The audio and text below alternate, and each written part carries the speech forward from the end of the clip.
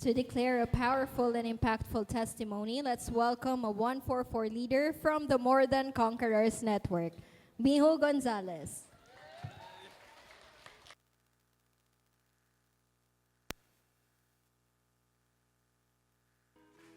Though I pass through fire, I will not be burned by flame. Gabi, kulba man day gapon, bisag balik-balik nag-share no sa tabangan. So, ayaw lang pagkuan liya o kanang kuan day, musically, kay bisag makahilak tag pinakalit diri. So, hi everyone, good morning. Ako din no, si Miho Gonzalez, apprentice under Pastor Charlie and Pastora Eunice, no? And primary 12 ni Kuya RJ sa More Than Conquerors na network. And I just gonna share my testimony how God turned my life upside down in the most amazing way. So especially I acknowledge the man and woman of God na sila Pastor Charlie and Pastora Eunice sa guidance, sa discipline and love na ilang ginahatag sa ako. Grabe gid nilang pag-guide sa akong life, nurturing me sa right na path. And grabe gid sila kanang pag-believe sa ako ang capacity compare sa akong self nga medyo ga-doubt gid ko sometimes. Pero grabe gid ilang pag-take care maong naa ako karon mag-share sa akong testimony. So also I acknowledge my one and only beloved nga leader no si Kuya RJ. Pakpakan si Kuya RJ no for the best nga leader. So kanang dili magid mi igsuon by blood pero mura na ginako siya kuya, guiding me, correcting, o helping me in times of need. Maunang ni grow ko spiritually tungod sa pag-take care niya sa ako. Shout out kang Kuya RJ, you know. So just gonna share my testimony. Gikan gid ko sa broken na family. Nagbulag ako mamagpapa while high school pa ko. Ako ang kamagwan sa pinaka-elder. And among magsuon daghan kayo may responsibilities sa like sa ako gyud mismo kay ako mismo walay proper guidance disulod ko sa mga bisyo barkada wrong relationship in everyday nga murag wala gyud padlunglan akong life every night walay peace broken heart broken dreams and makaingon di ko nga broken life pero bisag nako sa kanang darkness wala gyud ko gibiyaan ni Lord. And the Lord Himself goes before you, share na ako ng verse, and He will be with you. He will never lead you or forsake you. Do not be afraid and do not be discouraged by Deuteronomy 31 verse 8. Then dito nagsugod, ko nagampo sincerely, ko nang siya, simple lang, kanang murag nag-author lang kog words. Then hinay-hinay ba, gi-process ni Lord akong life. Gihil niya akong heart, gi-restore ang ako ang soul. Then mo rin to niya nga, gi-remind ko niya nga, anak de ko niya. And share na ko ng verse nga, Corinthians 5:17. If anyone is in Christ, he is a new creation. The old is gone and the new has come. You know? And since pag-journey na ako, I realized na kanigid na verse ning Rema sa ako ang life. Nga sa John chapter 2, gingon sa akon ba nga, Jesus turned into wine. Akong life, akong gi-evaluate, mura jud kog ordinary nga water lang, bland, walay purpose nga mura gig water, but gitouch ko ni Lord, then gi-transform niya akong life into wine. Valuable, unique, one of a kind. And mo nang giingon nga the more I surrender, the more na gina-enhance gyud ni Lord ang akong life through obedience and pag-undergo sa right process. So mo to nag-process ko, soinil, SOL, mentoring and trainings. So, fast forward, 3 years mo ko sa GCM, grabe kayong gibuhat ni Lord over my life. Natuman gyud no ang 3 M's, pero plus isa ka M, 4 M na no. So, mo to no, naminyo ko sa pinaka-perfect, pinaka-guwapa, pinaka-amazing no, nga si Pawi, no? A truly blessing sa ako ang life, you know, this year lang.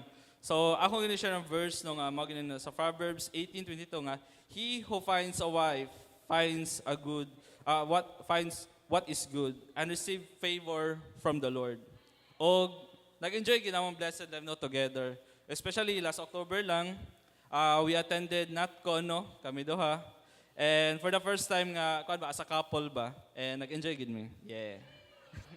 So, o sa ministry pod, ma-amaze na ko kay daghan gyud gi-open si Lord, no? Especially sa conquest sa barangay Bading. Nagsugod gyud ko no usa lang, una gi-connect na ko si Brian. Pero karon nakuha na rin no, na si Brian, si John Paul, si Dexler. Then nag-merge pod mi ni G-Boy and the other team sa More Than Conquerors nga si Juji o si Michael. And amazing ba kay karon ginapray po na ako, ginapray na mo sa mong wife nga ginalid na po ko niya to target another campus which is ang Agusan Pequeño High School. So mo na among ginapray by next year nga maka-conquest dito. And motto sa Matthew 28:19, therefore go and make disciples of all the nations, baptizing them in the name of the Father, the Son, and the Holy Spirit. Mao na nga kani ginang nagrema sa ako ang life. Mo na nga biskag kapoy gadugi ko sa ministry ni Lord. Unya bahala bahala dili maako basta maamo. Mao gina akong gina-mindset sa akong life. And another revelation no nga sa Matthew chapter 14 verse 31 to 21 katong about sa blessing ni Lord nga katong two fish and 5 loaves. Na-amaze ko ba kay multiplier jud ang blessing nga pag-connect, pag-handle, and pag-take care good sa people. Especially ang pagpa-snacks. Literally, mo na nga, the more you give, the more you have. Gano? Mo na ignay mong katapat, dira ang pagpa-snack mo. Alright, so, mo to nga, kay the more ko gina-bless ni Lord sa disciples, and the more na gina-multiply ni Lord ang ako ang blessing. And mo to nga, sa verse sa Matthew 14, verse 16 na,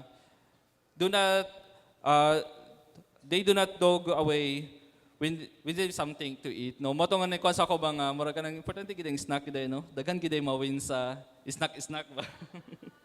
So mo dito and ato mo din to nga ning rayma pod sa ko atong about sa feeding the lambs, take care my sheep and feed his sheep ba. Mo to nga karon mo nang journey karon especially sa discipleship, gina-train po na ako mga leaders regarding ana. And even sa akong family, gihinahinay niya balik ang akong plano ba na mag-start me weekly nga family altar, maghinahinay na magsimba ako mga igsoon, no, ga-under na po sila mga process.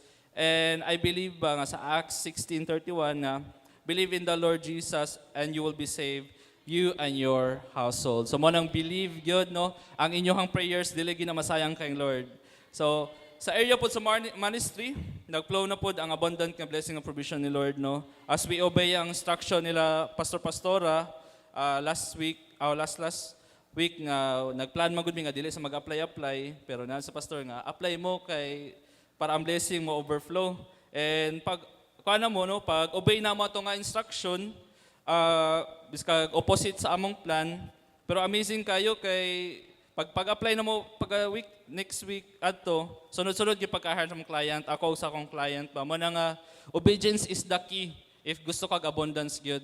Mo nang ginakuan ako sa akong life nga simple obedience gyud pero makadala na sa imong right path.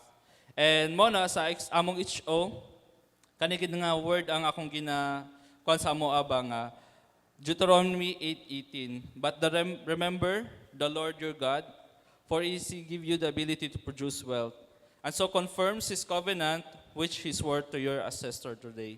And believe lang yun no, sa word ni Lord. Mo nang ginakuan sa akong self.